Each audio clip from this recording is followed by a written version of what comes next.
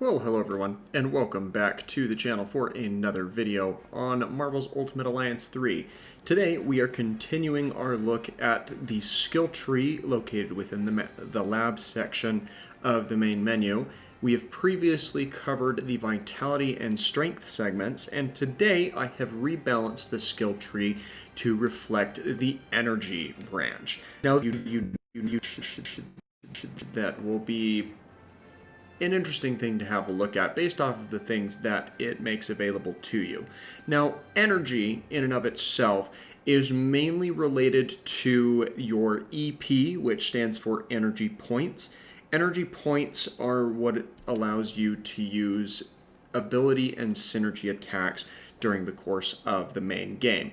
So when you see nodes like this that say stat increase and increases energy by 20, that means that your overall pool of energy that is available to you increases by 20 flat points. Now, there are different areas that increase this by higher integers. We've seen the same type of thing within the strength tree, within the vitality tree, and you'll really see that this is a common trend within any of the other branches. The other three are in video, or will appear in videos in the coming days over the next week or so. But that's not the only thing that's located within the energy branch of the tree. Of course, there are a couple of flat rate increases here, but you will notice that a couple of them tend to vary out a little bit further away from the energy points specifically.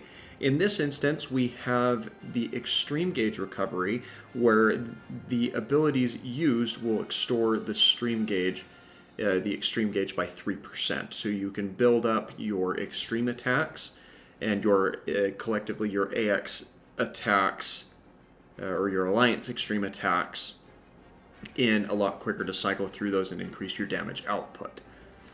As we progress into or further and further into the tree, you'll see that there are more of them that are related to increasing the general pool of energy made available to you.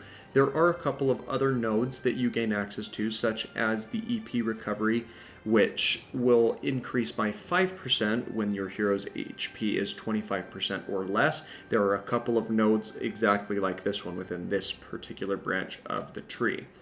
Here we have extreme attack damage increased by 2%, which really pairs well with the other nodes that we've seen that allow you to cycle through to your extreme attack quicker. So this branch not only allows you to unleash more synergy attacks, but it can also take you down the route of increasing the damage that is dealt by those synergy attacks. We've got some more increases to just the overall pool of energy made available to you. Here is another basic attack, or this is actually a little different, where instead of increasing the extreme attack damage, this, or in the instance of this one down here, where the abilities extort the extreme gauge by 3%, this one will increase the restoration to the extreme gauge by 3% on the basic attacks. Got a couple of more flat increases. This one adds an additional 2% onto basic attacks, restoring the extreme gauge.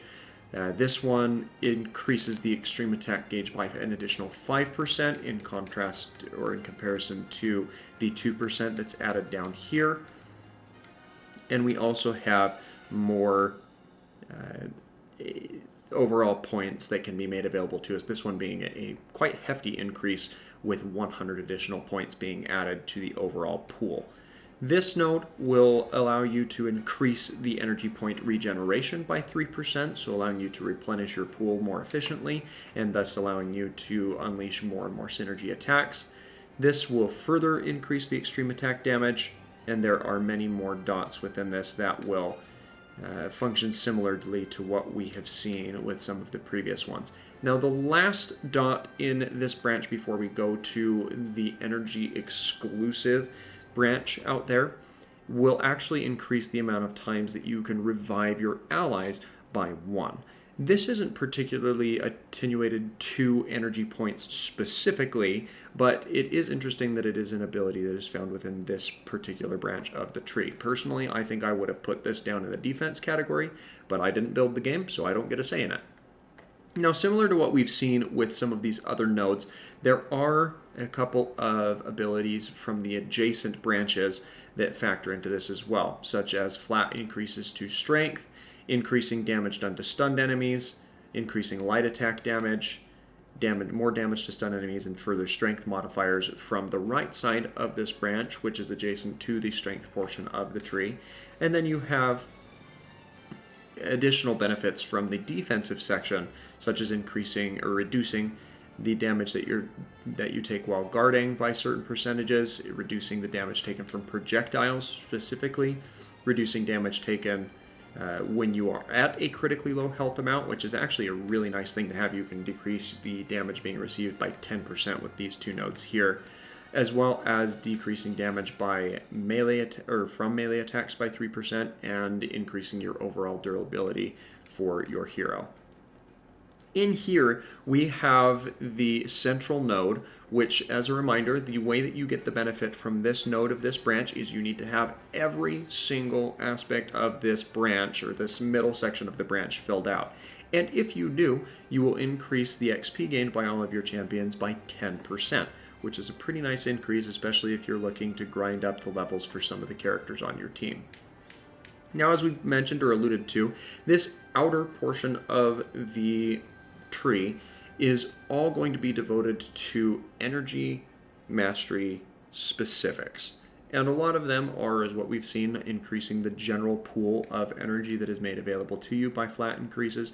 You do have some additional increases to your overall XP gained. Your energy. This is a really cool node that allows you to decrease the EP being consumed when your HP is at a low level. And then here we have the opposite, where you are rewarded in consuming less EP when your HP is at 80% or higher, which really pairs nicely with any of the masteries from the Vitality branch of the tree, where you can regain some of your health by unleashing your EX abilities, especially because this branch allows you to replenish or deal more damage with your EX abilities, which will then allow you to regain more health from those overall abilities. The extreme gauge rate fills by an additional 2%. That's a nice buff here. Another reduction to the EP cost when your health is above 80% or more. And a lot of really cool tweaks and adjustments made in here. Out here at the extremity of this branch, you do see that there is an additional ally that you can revive within the scope of the game, which is nice for newer levels or for extremely difficult content. I don't find myself really needing to revive all of my allies all that much anyway, but it is certainly nice to have that option, or know that you have additional options for reviving your champions if things do go awry. We've got additional energy point regeneration by 1% out here, decreasing the consumption of 10%, or the consumption of your EP by 10% for a time after using your extreme gauge. That could be really handy to use in late game content, as well as shortened revival time, which is really cool because there is a very set timer for reviving your allies, and this cuts that time in half, which is really, really nice to have, especially in high stakes fights, in cases against bosses where you're just in an onslaught of oncoming attacks from multiple different angles at a time. And most of this is what we've seen from previous portions of the tree. This one is unique, where we restore EP a set amount when you are attacked while guarding. Though I don't guard a whole lot, I tend to revert a little bit more to rolling away from the attacks as they're incoming, so this one may not be particularly useful for my playstyle in particular. But you can see that there are certainly a lot of really cool things that are in here, including right here, where if you're not aware, if you use a character such as Iron Man, Doctor Doom, other characters that have the ability to fly around, you will consume your EP as you use that ability. And this mastery in particular will allow you to decrease the amount of EP that is being consumed while using that traversal ability. And the last one here, this is another one that is affected directly by the DLC, where when you are doing damage to an enemy gifted with the Phoenix Force, so not if you take it upon yourself specifically, but if you have the enemies that you can see imbued with the Phoenix Force of the particle effects and the wings that they have, you can recharge your EX gauge by an additional 3% when attacking into those characters. It's a pretty niche ability, but it does have its uses after all. Now, we've looked at a lot of really cool things that are done within this branch, but like we did with our video on strength, let's go ahead and dive into what you can expect if you do choose to focus on this branch of the tree with some gameplay in a high-level rift. So let's jump over into that now. Now here we've got ourselves in the fight between the members of the Black Order, and in theory this should be a lot nicer of a fight due to the fact that we can really take advantage of having more EP or more energy points available to us to throw out in ability and synergy type attacks. I'm rolling around a lot of these different incoming attacks here. And Corvus is doing his annoying thing where he's dashing around the arena here. But as I focus in on Ebony Maw here, you'll see that I have used quite a few of my abilities here, and I think I've gotten a couple of additional I lost my audio here for a moment, not certain why.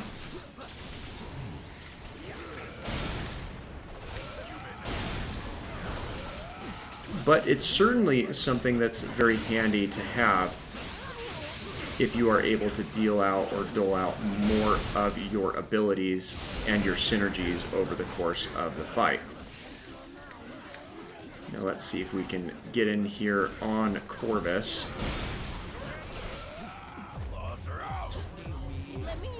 And throw out our EX abilities here as well.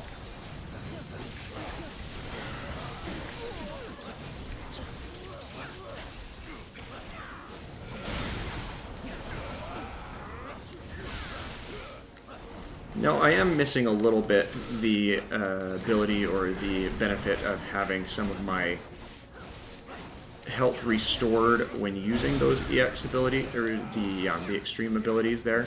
But at the end of the day, my team is at a pretty high level, so I'm willing to take that sacrifice or that dip in the ability or the benefit there for the sake of being able to rinse out some more attacks or attacks more routinely and more consistently with their application here. And of course I've gotten confused by Supergiant, which is not really my favorite mechanic here in the game.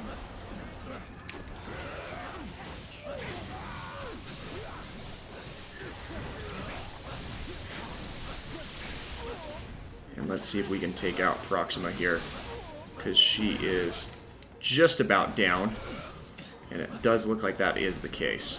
Now Cole Obsidian's going to be the next one that comes in, but I think that I'm going to try focusing down Corvus, because he is at a very high damage level.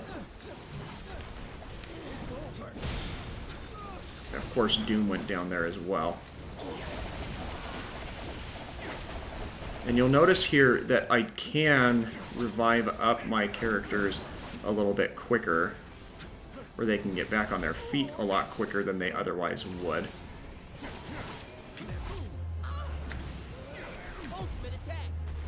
And let's go ahead and launch out some of our extreme attacks here.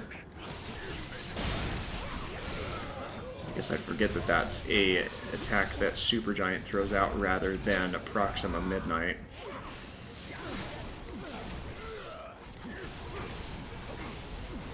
Can't roll out of that, which can be a little bit frustrating.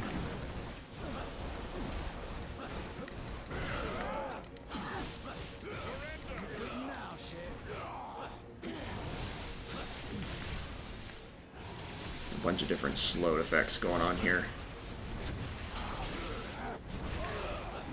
And my team has gone down pretty quickly. So this is a good time to showcase just how quickly I can revive up the different members of my team.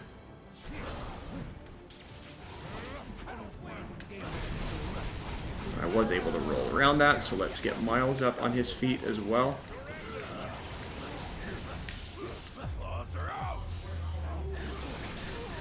And it is beneficial to be able to throw out more and more of these attacks as the fight progresses.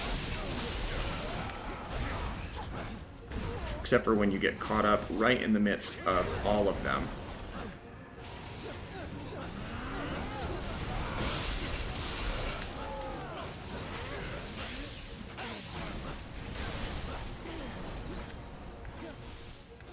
Wolverine is not in a good spot right now.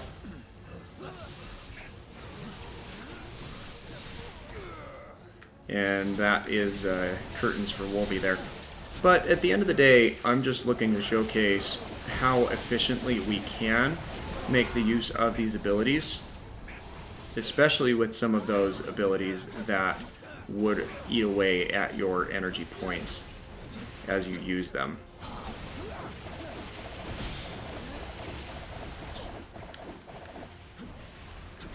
Such as Gambit's Deadly Deal there. I really hate having to work my way around that.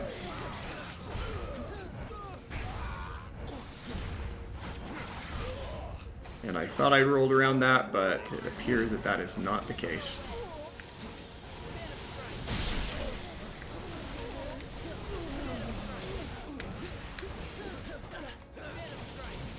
And this is probably not the most ideal mastery setup for this type of fight in particular, but as you noticed, this was a fight that allowed us to showcase a lot of additional synergy attacks. So I'm not super upset about that fight in particular, but I do hope that you notice the difference with the sheer amount of abilities and synergies that I was able to use in comparison with probably some of the videos that you've seen me previously. I didn't have to prioritize tracking down as many of the EP restoring orbs as much as I would. Now, should I have probably come in here with a different mastery setup? Absolutely, if I were looking to win that fight. But that wasn't the point of today's video, and I'm not afraid to show that, hey, even I lose some of these fights sometimes. But that is what I wanted to focus on when exploring the energy branch of the tree. So let me know what you think about this branch in particular, what nodes you think are really cool, what nodes you think that would have been cool to have seen added or included in place of the ones that they maybe have over here, and also what you are excited to see between the three areas that we have yet to cover, that being the durability, the resilience, and the mastery sections. If you missed my episodes on the strength and vitality, feel free to go check those out, as they are fairly recent videos. You should be able to find them on my channel, and I'll probably put together a playlist of these 6 videos once they are all finished. Don't forget to like this video if you found it helpful, and as always, if you're not subscribed to the channel, please take a moment to do so. That subscription is free and easy, and I bring content to you on a daily basis. I feel like that's a pretty fair trade-off. Thanks again for your time and for watching today's video, and I hope that you have an absolutely fantastic rest of your day.